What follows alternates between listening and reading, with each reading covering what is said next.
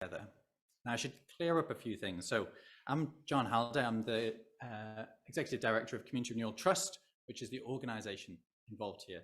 Community Renewal Lifting Neighbourhoods Together is the name of a program we have. And I'm going to introduce, towards the end of this presentation, a lot of different aspects to Community Renewal Lifting Neighbourhoods Together.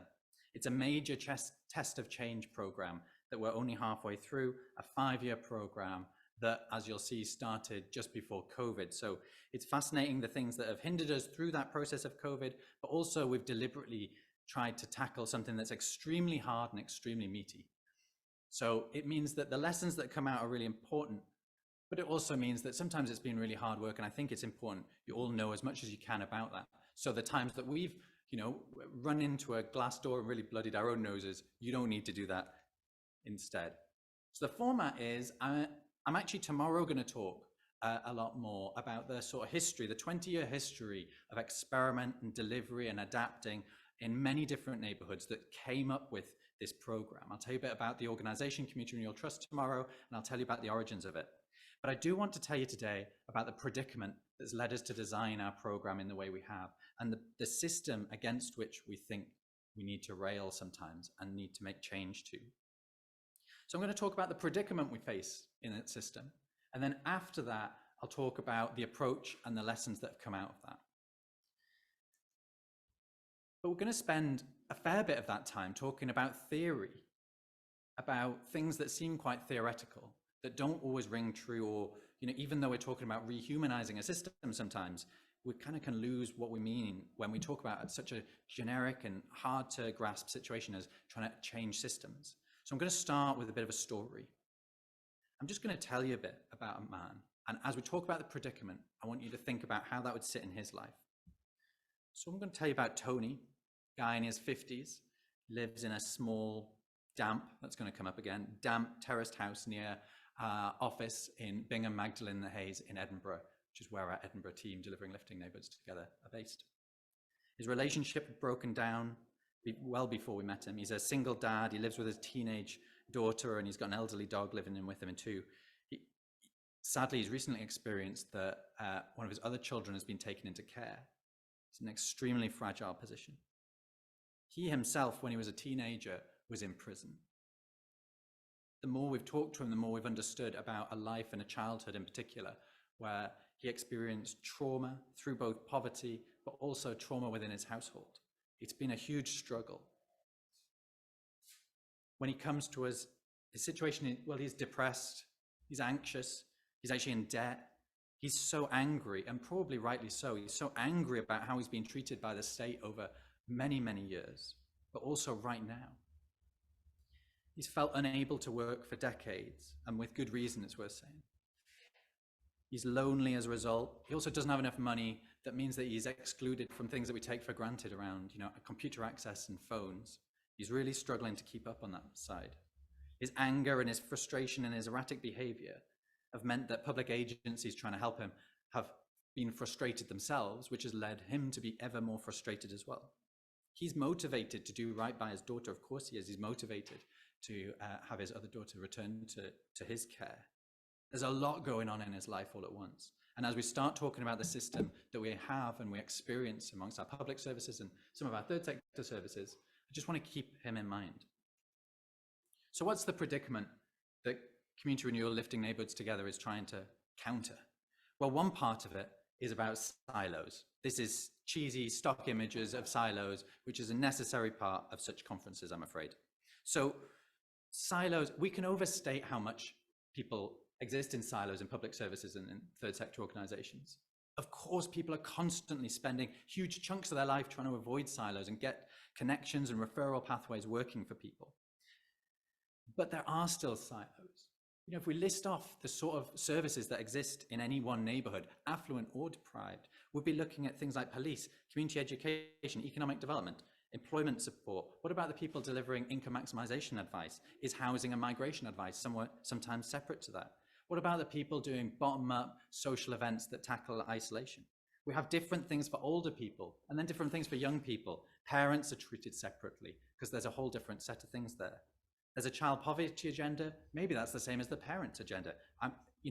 there's sometimes two sets of things that have very similar overlap. Homelessness, social work, social care, education, adult education. Within health, we could say, look, we've got GPs, we've got social prescribing. What about acute and urgent care, out of hours care, secondary care, acute care? All of them try to work in a system together, and they're all working extremely well for lots of people. But there are problems here that I think we all recognize, and we all want to do something about. We then sometimes have silos within our own organizations. We could be the first to admit that that's often true. Within larger organizations than ourselves, they might have silos between the people doing the commissioning and the people doing procurement. What about, how does that fit with people doing grassroots fundraising for local activities? Why is it that capital investment and hard regeneration is sat so far away often from soft regeneration and the revenue expenses that are needed to actually create the investment in our future, and particularly our young people, that will stabilize society around us? So we have all of these different silos. But we must be cautious to not throw blame here. It's instinctive, and there's a reason for it. Sometimes in a silo, it can mean that you have professional expertise grown. It can be easier to tackle a problem when you chunk it up into manageable parts. We've all gone through that process. So silos aren't wholly bad, but they do proliferate, and we know that they're factors that start to create inequity in our society. The reason I chose this particular stock image of silos, which doubtless is in one of those flat, boring bits of America, is that I thought these silos looked a bit like fortresses as well. There's a sort of fortress mentality that can happen, where we say, we're so busy, and frankly, what organization and what public service isn't currently thinking, geez, oh, we're so busy. So the temptation is to say, well, let's make sure we have small windows and small doors on our silo. Let's make sure that we're trying to keep people out as best we can. There's a different part of the predicament we face, which is about linearity, a linearity of how we deliver services. There's a sense that if we take someone who needs support, what we need to do is we need to probably put them on a waiting list. We need to then assess their eligibility. And if we do so, we need to set out a series of things we can do, maybe places they can go or things they could do, that will slowly progress them to something that's incrementally better than they had before. There's a sense that people could only move in one direction through life. It'll only get better. As soon as you've engaged support, of course things couldn't go wrong. Forgets that things happen in people's lives to derail their lives all the time. All the time. And it's not only one linear process. Think about Tony again. Would he be in a single linear process for his life to get better? Or would he at the same time be in many different linear processes, each of which has its own system and each of which has its own criteria by which they're assuming he's going to move forward progressively in his life? That's not his experience of the last 50 years of his life. So is there something here around linearity? And again, we shouldn't cast too much blame or guilt for the fact that we all do it sometimes. Because again, we do it because it's simpler and it can be efficient. And we need to watch the word efficient. Efficient can be a good word and it can be a bad word. But it is efficient to have these processes. This is why we see this in factories. It's efficient. There's a gain to be made. And again, it means that professional expertise can be doled out carefully to places that we think it is due the most. Although I think we'd question whether that is the most effective use of professionals' time, when they can only look at one aspect of someone's life.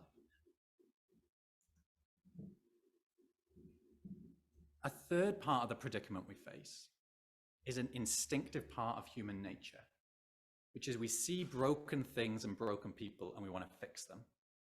And that's no bad thing. Where would we be without altruism in our society? But it can be a bad thing. It can be a bad thing when it entrenches inequality. And it can be in a subtle way that it does so. We look at people that have obvious broken things with them. And sometimes we explore with them until we find something that's broken about something that maybe wasn't there already. And we say, we can fix that. We often end up as organizations and as services taking credit for fixing things. That this might be a plastic model, but think of the example of someone with a broken leg. Could there be something more obvious to fix than having a broken leg? Well, the process would be that you go and seek medical care because you wouldn't deal with a broken leg yourself. And they would literally fix it. They would cast your leg. You'd go back in a few weeks' time and hopefully it would come off and someone would tell you whether you'd done it right or not. Was that fixed? Has that been done? The people in the system, everyone would say, great, we fixed that person's leg.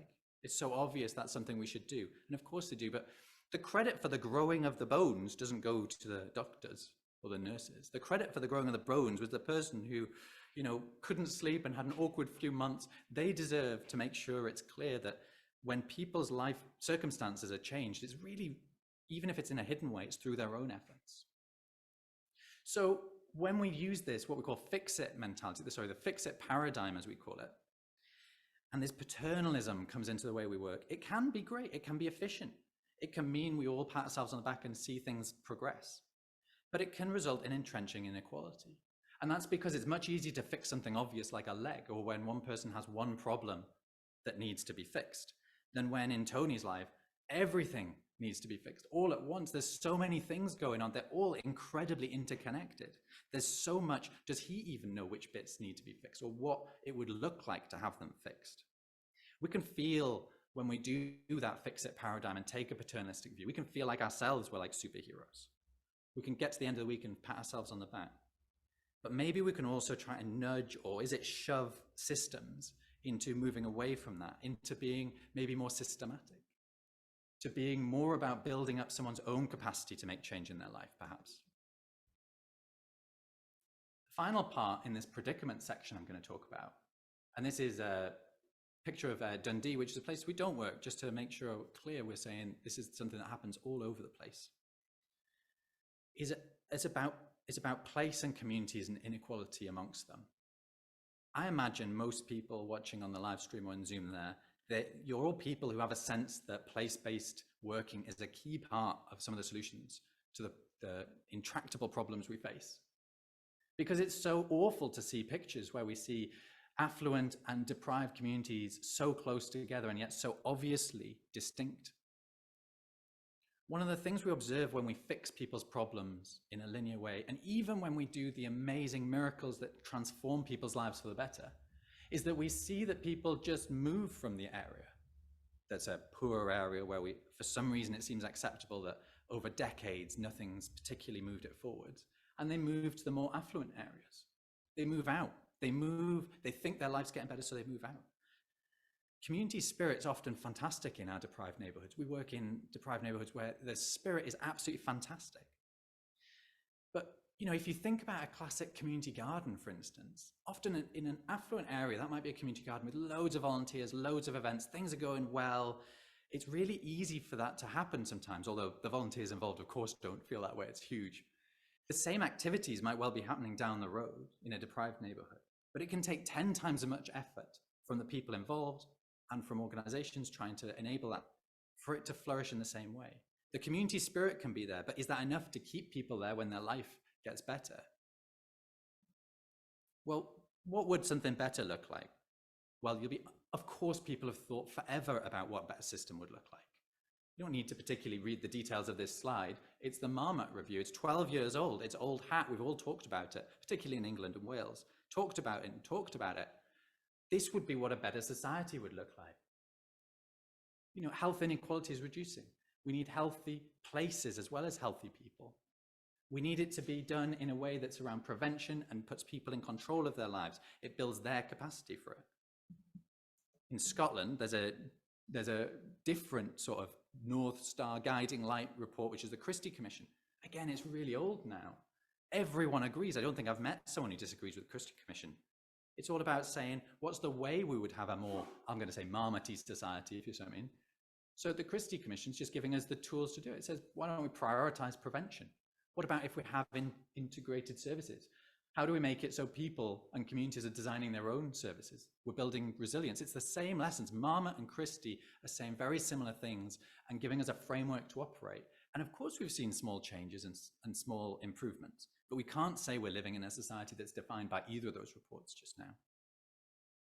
Might seem obvious, but another North Star for lots of organizations, particularly large-scale organizations, is around the Sustainable Development Goals. Is there anything on this slide that anyone would disagree with? Of course we want to end poverty. Of course we want more sustainable places. We don't want hunger. These things are there to give us a guiding light, and then we wonder why we can't get there.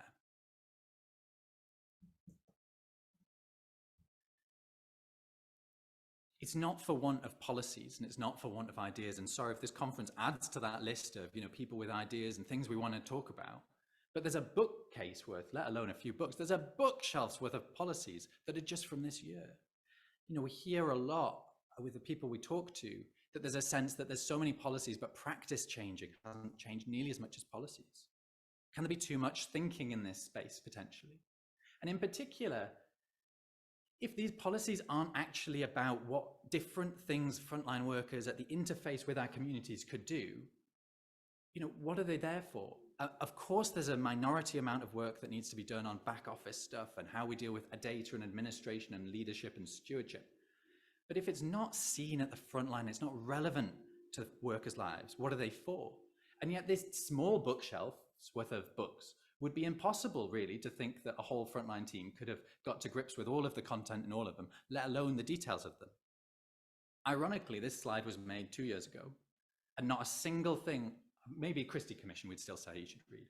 Everything else has been surpassed. It's not that it's wrong or it's been outdated in that sense, it's that there's been new versions of these things that completely replace it. Some of them have been completely crossed out, in fact.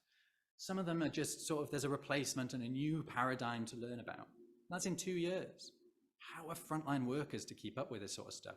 They just have a hard enough time getting through day to day. This might be contentious. I don't think it should be as contentious as it seems. Poverty is complex. Can we agree on the fact that poverty is complex? I'm going to hear more about this. The paradigm that I've just set, the predicament, sorry, I've just set up says if we're going to do better, and we know we need to do better because we haven't reached the society we want, it must be because stuff in there is complex, that there's intractable problems we're not addressing properly. So the solutions have to be complex. Well, sometimes our simple solutions backfire. I've just talked about how Tony's life is not helped by silos. It's not helped by linear thinking. It's not helped by how we divide up places that can create silos as well. The simpler way of doing it can make it hard. But there are potentially relatively simple ways of thinking and acting that can address these predicaments in a better way. We've used this as a sort of a slide for many years now, and hardly anyone ever asks why there's a tea bag on it. There's a tea bag on, I mean, people just ignore it. I don't know why. There's a tea bag on here because people like Tony's life can be better if we sit down and have a cup of tea with them. Maybe build a bit of a relationship and see what happens. I mean, one of the things Tony is isolated, so that helps in that sense, but maybe needs to think things through, maybe needs someone to talk to, maybe needs that to be in a welcoming place. Having tea available can be a way of bringing people like Tony who maybe wouldn't show up anyway, wouldn't say, I need support, I know where to go and I've come to your office. It can be a way of bringing people like that in, a community engagement technique. But also, if we've got linear services and silos, maybe it's about having a cup of tea when we're a frontline worker with a frontline worker from a different organization. Rather than set up some elaborate web portal through which we can make a referral or an email address, maybe we have a cup of tea with them. So maybe sometimes we already intuitively know that the solutions can be simple. It's just that some of our simple sounding solutions have made things worse occasionally and not better.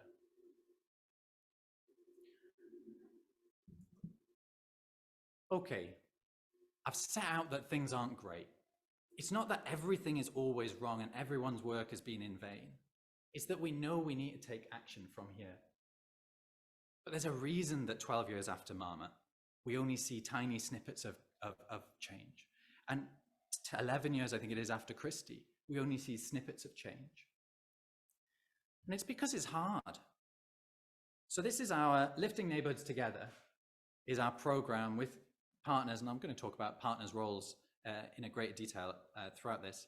This is our 5-year program funded by the National Lottery Community Fund. It's a £2 million program, and we operate in 2 neighbourhoods. It's a big program and a long program because we know it takes work and it's going to take a lot to make change happen, let alone to just experience it, reflect on it, see if we can adapt, and then share the lessons. And as I said at the beginning, this is our midpoint conference. So this is all about kind of wearing our heart on our sleeves and saying, look, in honesty, these are the things that aren't going so well, or these are the questions we're starting to ask ourselves. I'd hope that by the end we might have, a more exciting and positive message and some things in that space. But you need to see the journey if you're going to help have those kind of practical lessons to change things there. In practice, we're delivering in 2 neighbourhoods. As I say, the picture on the left here is of Bingham, which is part of Bingham, Magdalen, and the Hayes, which we call 3 neighbourhoods. We normally just say our neighbourhood, but in practice it's 3 very small neighbourhoods with about 5,000 people, and it's in East Edinburgh. It's where our office is based, just out of shot on this photo. This is the key place that we're doing this test of change on the ground with a team, and I'll introduce what that means as a team later. We're also doing the work in a ward of Newcastle in Walker, and we're doing that through a partner who we've been working closely with called Building Futures East. These are 2 neighborhoods that they feel quite similar, and they're not exceptional from one another. They're both extremely deprived. Bingham's actually in the 1% most deprived in the country. Walker's just slightly above that, but they both feel quite similar. They've got long-term populations facing health inequalities in particular. They're not transient deprived neighborhood, for instance, the west of Newcastle, some of the neighborhoods have quite a different feel. So they're 2 quite similar, but I don't want to get pedantic about it. They're not statistically exactly the same. This isn't some randomized control trial we're doing here. It's about 2 places trying to have a go at the same kind of approach and informing one another's work. Interestingly, of course, one's in Scotland and one's in England. So there's a natural sense that we're saying, does this work in different policy contexts as well? And also, we're one community development trust style organization in Bingham, Magdalen, and Hayes. Building Futures East is a community development trust style organization in Walker. So can different organizations also mobilize this kind of thought for our program? What does our support look like? Well, at the core of it is whole person support. Everyone who's watching will think this is really obvious, okay? Whole person support is at the core of our offer.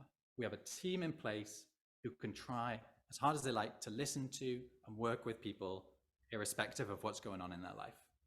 It's in a deprived neighborhood, so we're not worried about one person having fewer needs than another and have a sort of eligibility criteria to dole out our service. Instead, we're seeking to make sure we support the people who we can engage, and we do try to support them sort of equitably. But we can try to do stuff around anything on here. That's not to say we're specialists in housing. We don't know how to fix Tony's damp problem ourselves. We're not going to go in and literally wipe it off the walls or sort his insulation out. But it means we know how to navigate the system. And in particular, we know how to listen and deeply, deeply listen to people's needs. You're going to see a role play session at the end of today. It's the final part of the agenda, in which we try to show you part of our holistic assessment methodology. This is all about saying we don't want a deficit-based assessment. We want an asset-based assessment that empowers someone to say, I've got loads going on in my life. How can I prioritize those? And how can I make sure what I'm working towards is a transformative change over 18 months? We actually have the phrase, what would a much better life look like in 18 months from now, written in big letters on our wall in our office. It's key to what we do to get to the bottom of that. So the team can work around that. I'm going to tell you more about the team later, but actually tomorrow, both in the update I give and then in our workshop, I'll tell you more about the actual contents of our team in practice.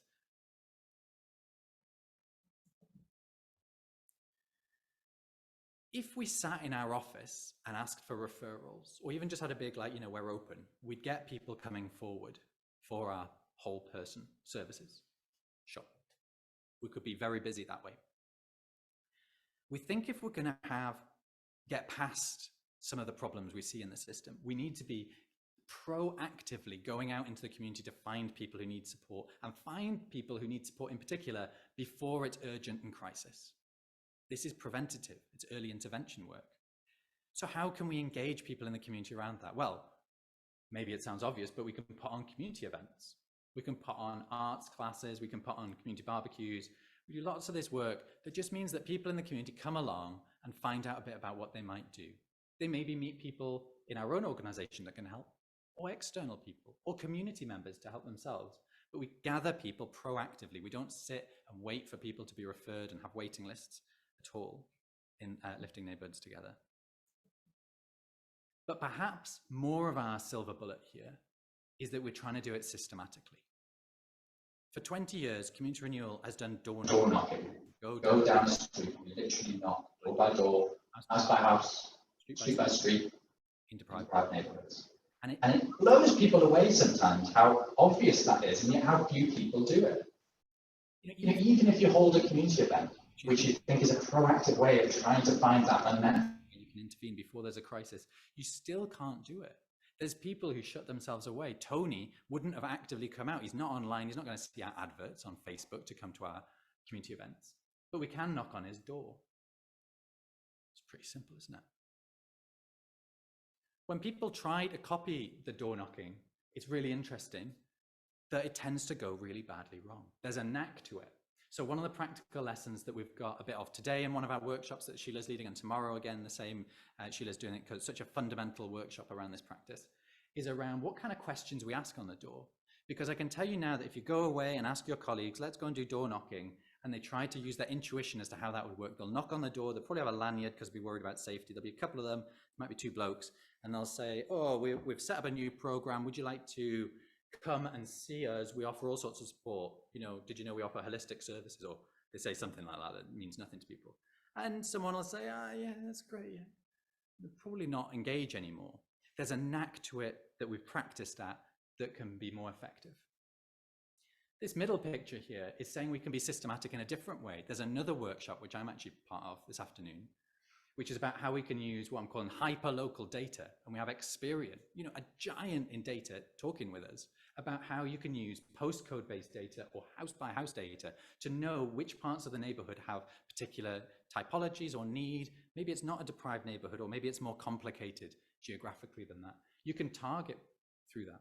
Perhaps we could start targeting people because it turns out that you know, it's actually widely available data that says roughly, is this a household that's an older household or household with a family, for instance? If you've got a community event on that's around families, how can we use this? There's clearly some questions to be asked about making sure we do it in a way that works and is also an appropriate use of data. But it's fascinating, and we can do that in a more systematic way than ever. And then the last picture is about the data that we capture while we do this kind of work. What can we do that makes that systematic? So we're exploring using mapping around this. We're not claiming to be fantastic at it. We're on our own little journey. But what if every person we speak to, we have a highly secure, by the way, within our team, list of what it means for their household? Are they someone who wants to volunteer at the next community fair? Are they someone who could themselves be an asset in the community? Is it someone with housing needs? Is there a pattern there? Is there a whole part of a street that clearly all has housing needs in a way that we can better articulate to the people that can get something done about it? How can we use this mapping? And by the way, this is a pretend map. We actually have a whole set of pretend maps to use in these circumstances so we don't breach anyone's data. But it's not even a real place that's on the picture. So what can we do that makes things more systematic? Yeah, maybe it's about engaging the community and then doing things like door knocking with a clear methodology to go back and engage those people long term. If we're going to change the system, we're not going to do it ourselves. We don't claim to do all that whole person work ourselves. It's about listening to people's needs and then connecting them to the support they need. So we need to work with people in the system. We need to work with other local organizations. I recently asked for a quick list from the team in Bingham, Magdalen and Hayes of all the organizations. They had a named contact where they knew them a little bit, and they had a referral pathway that, you know, it wasn't just on paper. They actually had a bit of a connection. And there's only a handful of people in this team. It went on for pages, the list of organizations they know, and they were only organizations within a stone's throw of the neighborhood, you know, where there's active public sector delivery or third sector delivery that's relevant to the space. It goes on and on. But if we're going to change it in a systematic way, we absolutely need to build up those partnerships, but we need to get into a talk about how the system can be better navigated. Who's able to navigate that system? What are the ways we can lubricate the parts of the system we want? Even if there remain silos and linear pathways, how can we make best use of that to be most effective for the people like Tony who are most in need? And then remember that slide where we're saying, what if we transform people's lives and they go off, have a better life and move? Well, one of the things we can do that's also an intuitively good thing to do is put community at the heart. Let's set up community activists and turn them into community leaders and volunteers that can set up community projects in their local area, all of which give them a sense of place and space and make them invested in their community. You know, you knock on someone's door and they say, oh, the play park needs a paint. Well, a few weeks later, why don't they paint it? We don't always need to get someone in to do it. Maybe that makes them more invested in that. We've got a community pantry in Bingham, Magdalen, the Hayes that came out. It's funded and in partnership with Places for People, which is a fantastic partnership to have. but there's volunteers there that make sure there's affordable, healthier food available once a week for people in the area. We could provide that. We could do it in a less dignified way, but also we could provide it without involving the community as much, and it wouldn't be as good. We can make places better. And there's two different sets of gardening groups going on just in this one slide. Okay, so what do we have in practice? Well, we're talking about lifting neighborhoods together, being about a team coming together, what we call a neighborhood transformation team. So there's one team in Bingham, Magdalen and Hayes, and there's one team in Walker. We thought, why not develop a program where within the team delivering it, there's people with a wide range of backgrounds, and they're trying to deliver services to a small enough community, let's say 5,000, few more than that, people, that they could tangibly know lots of people in the community and lots of the different issues they come up with, at least someone in the team will know about it.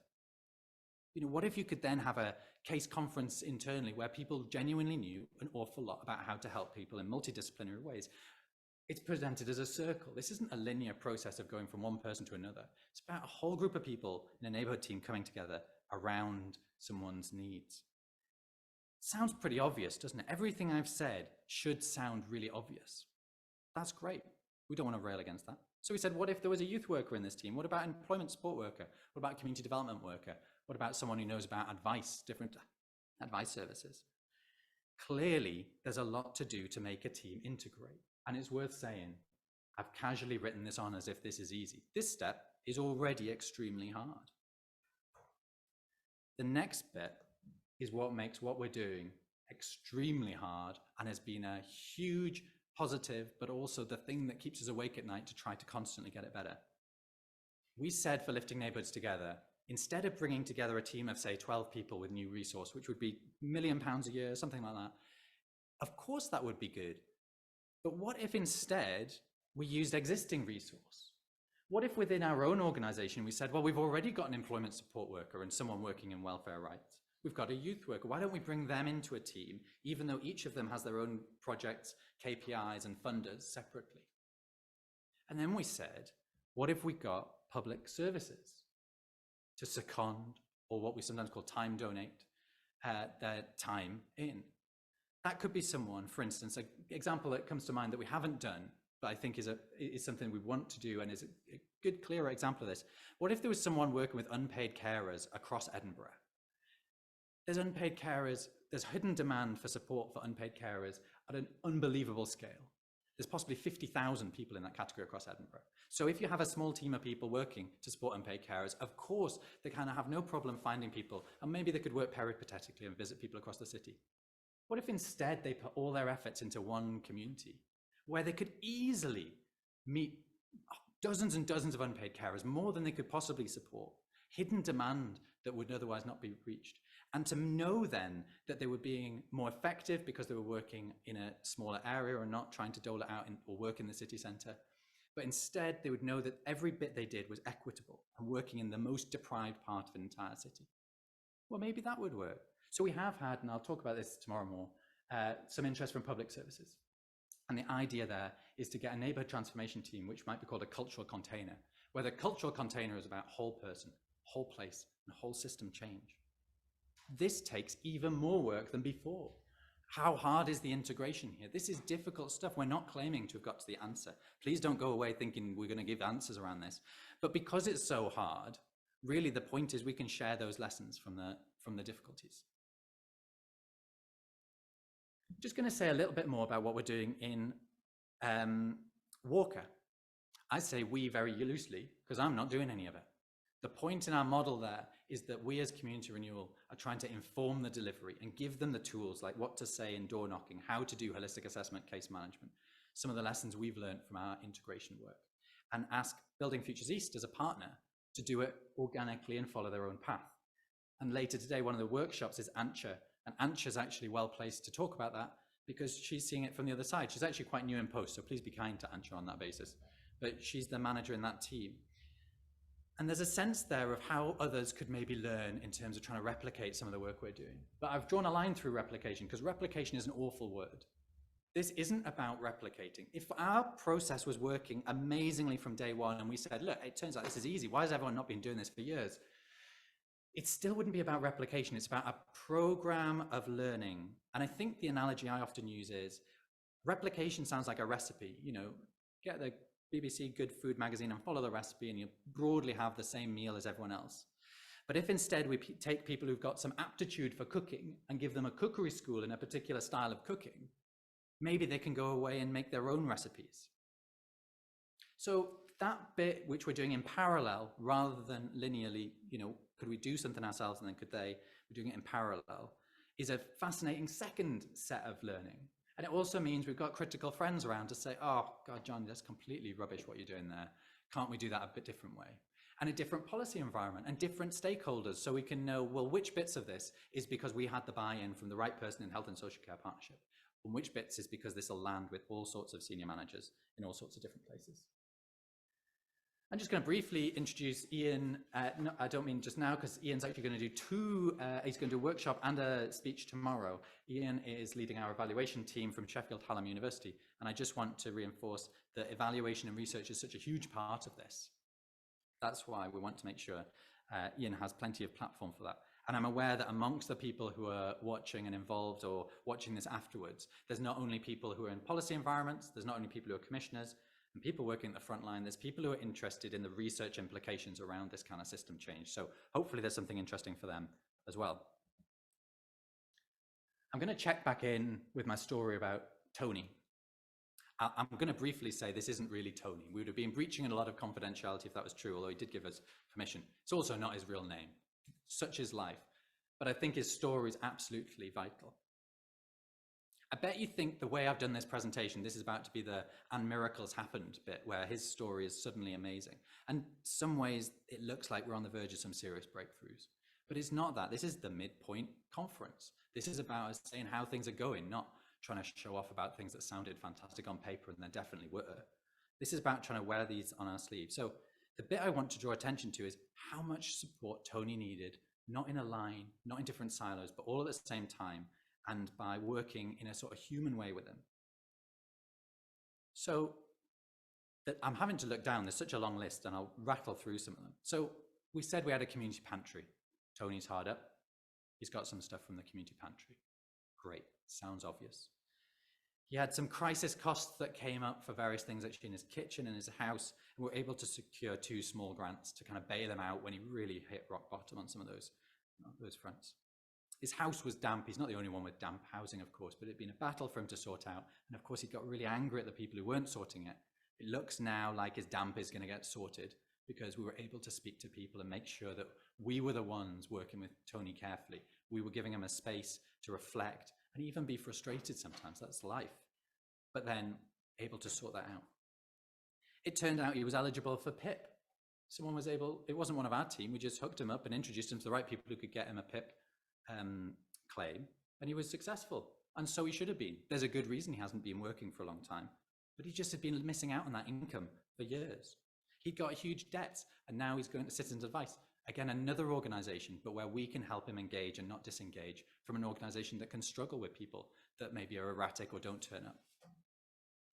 He's been in touch with solicitors, and the solicitors and ourselves have worked with social work, and it looks like he's on the cusp of having his daughter returned into his own care. I mean, that would be an enormous breakthrough in terms of his life, but also think about it from the public services system. What an enormous change that would be to him taking an active role and potentially being reducing costs in the system. I hate to say it in such a blunt way, but it was so worth the system adapting and letting this happen in order for that kind of change to happen. In a more personal way, he wasn't doing much exercise. He's now out with his dog because someone's worked with him to do what sounds quite obvious, just come up with a bit of an exercise and wellness plan. Out of that, we were able to get him a free gym membership. It turns out in all these different silos, there's loads of great stuff available, but of course he didn't know where to go. And then he was really invested, of course, in his teenage daughter who lived with him. So we didn't just want to help him, we wanted to make sure there's a whole family thing. It's as important to Tony that she and her life is better than his. So, you know, she's now got a bank account, a national insurance number. She's got Skills Development Scotland supporting her. It turned out she was eligible for education maintenance grant. She needed a Young Scot card so she'd get free transport. She's involved in a youth group. She's been on a training course that gave her some accreditation. There are mini miracles in here for someone whose life and family life was so difficult. But is he lifted out of poverty? Well, he's getting there. He's getting there. And that's where we're up to in this process. He's actually started talking about working, but I'm not going to count my chickens there. Right. What have we been learning? Well, I'm going to say a very small number of things that we've been learning in the next 5 minutes. And then we're going to come back to that in various bits in the next 2 days. So the first bit we've learned is that it turns out we've been in a COVID crisis. Did you know that we started this work in February 2020, and there was some sense that there was a pandemic coming, and we were saying we've got this great purist model of how this could all work, we'll have this huge integration. And we had 13 people lined up, for instance, in Edinburgh to join our team, and secondments or time donors. And then March rolled around, and of course, we've just spent 2 years responding to the crisis in the way all community development trusts should, saying, oh my God, we need to help the people who live in this community with whatever they need, whether it's food, whether it's spaces, whether it's coordinating across different community groups. We just needed to change our approach. And we've done as much learning as we can and kept us closely to our process as we could, but we've had to do things differently. So that's created a huge change for something that was already quite hard. But maybe those secondments didn't all kind of fall apart a little bit, although we do have people who time donor, as we call it now, into the team. Just because of the crisis, although there really is a crisis to crisis mentality that's going on even now. You know, we're not the COVID crisis anymore, it's a different crisis. But we do say there's something else going on that's hard around that integration and how we do that. And we're actually at the cusp of saying, should we be saying secondments? Should we be saying town donors? Do we need different language to help that integration of public sector workers into our team happen? But it's looking good, and there's promising things that we'll tell you a bit about. I'm going to give you a single line for something we've learned, which is the more we've talked about things like door knocking and community engagement, the more we've said, and the people who do that should be the sort of workers who often just sit in a back office with a waiting list and are reactively trying to do 8, 9, 10 sessions a day with people and go home absolutely knackered. Maybe we could get them out into doing that community engagement door knocking, because then when someone answers the door, it's already a personal relationship with someone who knows what they're talking about, who could help them. If they turn up to a community event, not only might they meet community members, they might, as a hard-pressed public sector worker, actually have a better, fun, more enjoyable life in which they do as much transformation, but in a more varied and enjoyable context. So whose job is it to go and find people is the line that we're going to come back to tomorrow. Whose job is it to do things like door knocking and community events? Because it probably should be people who have the capacity to do more than just that. And the bit that tees up our next speaker, which is going to be Toby and Des, is that one of our bits of learning around all of these public sector workers in our team, or the people delivering contracts within our team, and this is true in Newcastle and in Edinburgh, they have different contracts and KPIs and requirements, and we always knew it was going to be hard to bring those together. But what we've learned is that a single set of commissioner-driven or contract management-based conditionality can undermine an entire team's worth of work. So a single person requiring tick lists or complex sign-up processes or particular eligibility criteria or particular even training and methodologies in a team can end up, you know, this is a conference, so I'll use the cliche, it's a curate's egg problem. A single bad bit in the system can spoil the whole egg.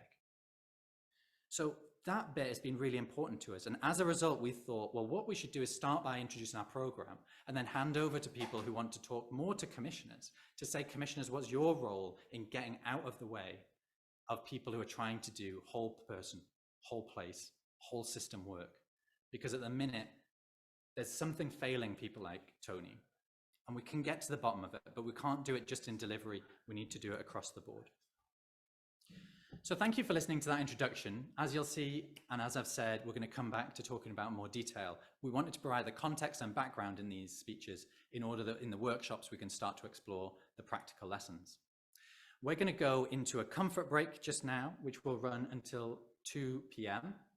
So feel free to, in a moment, just leave this meeting. And then remember, when you come back, you're going to have to go through the lobby. And at 2 p.m., Toby is going to start speaking, then joined by Des. At the end of their talk, I'll explain how we're going to go into workshops. So I'll come on briefly after them. So don't panic about going into workshops just yet. We've got one thing at a time. So if you're doing things on social media, please keep talking to us and keep the conversation going during your break. And we'll see you again at 2 p.m. Thanks ever so much.